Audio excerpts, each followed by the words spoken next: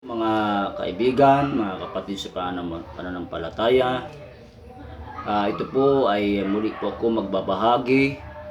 Awitin ko po yung aking isa sa mga song composition. Nabuo ko po ito, na-compose po ito 2002 pa pala to. 2002 at alas 9 ng umaga. At ang pamagat ko ito ay ang kabutihan ng Diyos, ang kabutihan mo. Sapagkat ito po ay resulta at bunga ng aking paglilingkod, pagsunod sa kalooban ng Panginoon. Kahit may mga pinagdadaanan, ay sa biyaya ng Diyos, sa tulong ng Diyos ay nagpapatuloy pa rin. Kaya po sa mga oras sa hapong ito, itong awitin nito ay naging inspirasyon, naging kagalakan ko po tuwing inaawit ko po ito. Naalala ko yung mga kabutihan, himala na ginawa ng Diyos sa akin, sapagkat kwento po ng aking ina, nung ako ay sanggol pa lang, mayroon po akong malaking bukol dito sa leeg. At nung bata pa raw ako ay ubuhin daw ako. At ngayon, nung ako ay magbibinata sa edad kong 15, ay na-experience ko po mahulugan ng malaking buko sa likod. Nung kami ay gumagawa at nagsasagawa ng pag-uuling sa bukid. At yung paggawa namin noon ay nahulugan po ako ng malaking buko sa likod. Hinimatay po ako. At kapag ikaw pala ay hinimatay, halos parang pakiramdam mo 1 linggo katulog. Wala kang nalalaman. Ngayon, nung time na yon, hindi po alam ng aking mga magulang yung nangyayari at pangyayari sa akin. At 2000, mga 1995,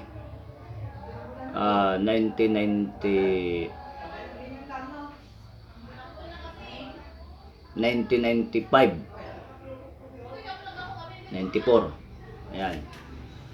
Ang nagpastor po doon sa lugar namin, sa isla, si Pastor Lolito Muring. Nung time na yun, ako ay nahulugan ng malaking buko sa likod. Pagbaba po namin sa bukid, dahan-dahan po ako lumalakad sapagkat parang naalog yung aking baga. Ang sakit po. Nung ako ay nakaratay na sa banig, sumabay po yung bulutong, chicken pox.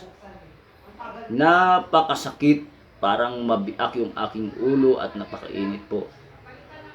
Ultimo yung pagpihit ko ng aking katawan sa katre sa banig, napakahirap. Hindi po alam ng aking magulang. Ngunit nung time na yon ay mayroon pong gawain ang mga young people ng Assemblies of God. Ay mayroon pong gawain tuwing alas 7 ng gabi. At ang gawain at simbahan ng Assemblies of God sa medyo burol ng konti. Alam niyo po, mga kaibigan, ako'y pumunta sa gawain, dumalo. Sapagkat naisip ko po na wala pa sa kalingkingan ang aking naranasan sa mga pinagdaanan ng mga apostol ng Panginoon Kristo sa kanyang paglilingkod. Kaya po, napakasarap maglingkod sa Panginoon yung mayroon kang naranasan. Nagagawa natin, taas no po ako na ipinagmamalaki yung ginawa at nagawa ng Diyos sa buhay ko. Na kahit sa ganong sitwasyon, nagawa ko pa rin pumunta, magpuri at makiisa sa panalangin nung time na yun. Hindi alam ni Pastor Muring noon na gano'n ang naranasan ko. Kaya po sa ating paglilingkod, walang sinumang makapaghiwalay sa atin. Higit sa lahat, wala pong mga kahadlang sa anumang desisyon natin sa pagsunod sa kalooban sa Diyos at sa paglilingkod. Ito po yung mensahe ng awitin makalangit na nabuo, sapagkat yung kabutihan ng Diyos ay sobra-sobra apaw-apaw sa buhay ko.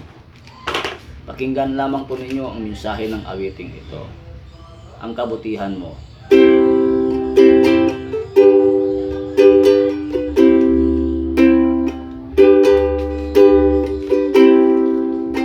O Diyos, ako ay nagpupuri sa'yo.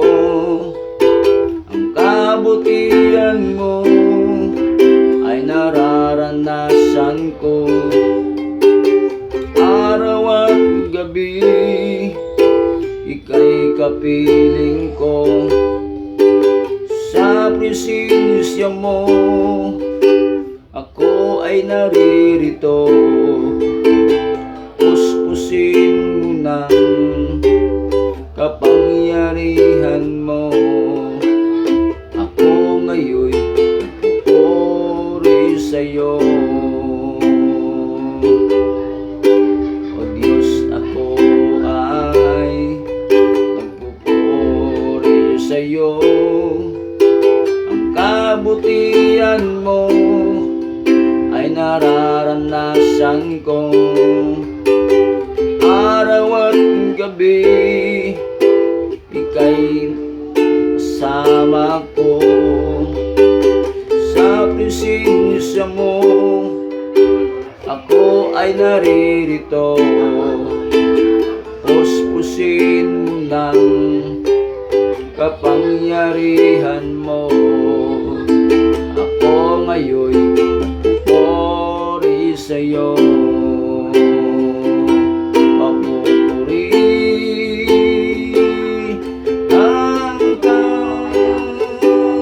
sa bawat araw ng buhay ko, sa pagpapalang tinanggap ko, Jesucristo.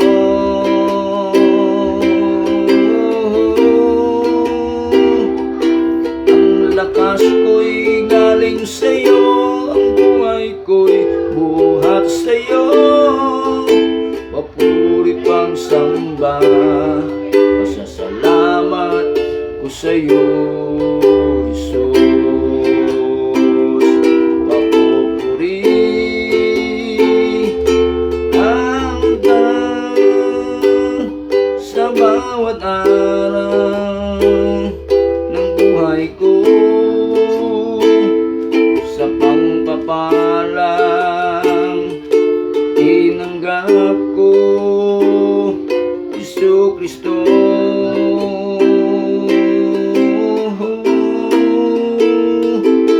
Ang lakas ko'y galing sa'yo, ang buhay ko'y buhat sa'yo.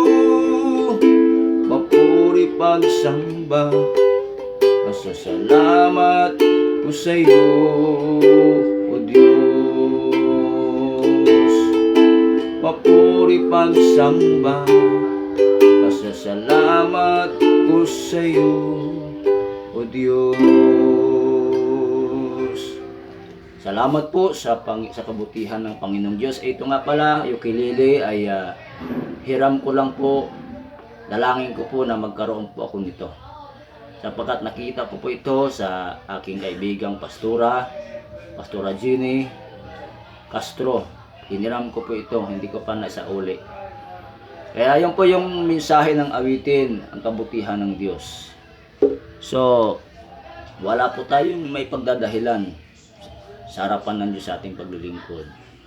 At anuman ang mga pagdaanan at pinagdadaanan natin ngayon, ibigay lang natin sa Panginoon, pasalamatan natin ang Diyos. Tiyak po, kikilos ang Diyos, sapagkat sa kabila ng ating naranasan, natututo tayo na magpuri, magpasalamat sa Diyos, sapagkat wala po tayong magagawa sa ganang ating sarili, maliban ang tulong at patnubay ay gabay ng Diyos ay nasa atin sa bawat sandali, sa bawat oras ng ating buhay.